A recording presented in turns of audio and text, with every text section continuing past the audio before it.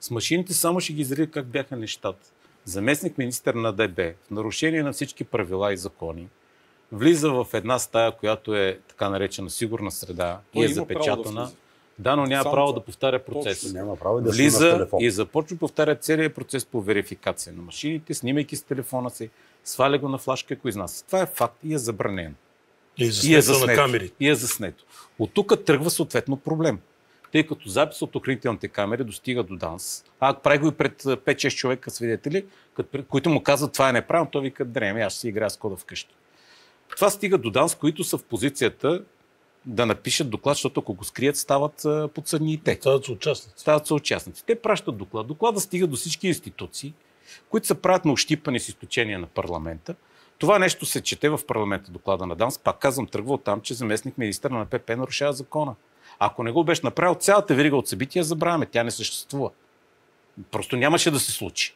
Щеше си има верификация на машините и да си продължи. Установява се това нарушение. Викат се министър-председателя в това време, беше Мария Габриел изпълняваща. Министъра на електронното управление, началника на тоя. ЦИК. Изкарва се проблема. И министърът на електронното управление, който е от ПП, пак повтарям сега, началника на ДБ-еца, е от ПП. Казва, да, той не е имал право да бъде там. Да, това поставя под съмнение цялата верификация. Да, това е нарушение и да, аз този доклад няма да го разпиша. Пред ЦИК. След което ЦИК взимат естественото решение, че няма машини, защото цялата процедура е нарушена. Всичкото ПП на света скача да обяснява как ЦИК са нарушили закона и правят жалби в ВАС. Там съда отхвърля всичките им жалби. Всички до една. И освен аргументите на ЦИК, намира и друго нарушение. Че този протокол не трябва да бъде разписан изобщо от замминистъра, само от министър. Това е още едно допълнително нарушение. И практически казва, че ЦИК са справили прекрасно работата. Цялата медийна сган през цялото време говори как ЦИК са нарушили закона и продължава да го говори. Въпреки решението на съда.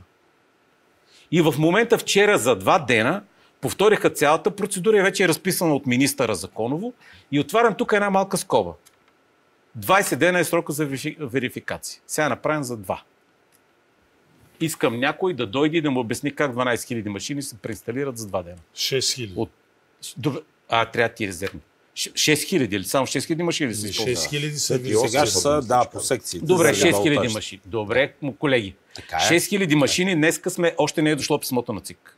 Защото нали си има някакви срокове. Само да кажа, не проверяват всички машини. Аз този въпрос си го зададох, когато... Добре, тогава с какъв акъл?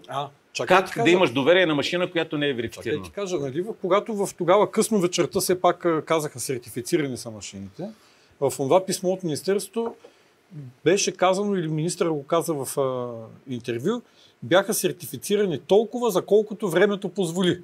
Ето ви. И аз викам, чакай сега, как? Попитах човек, който се занимава с това нещо и той ми каза, това е избирателно, те не могат всичките 12 000 да ги проверят. Тогава как ми гарантира, че избор е честен на машина? Ти пак са. Ще вярваш на демокрацията.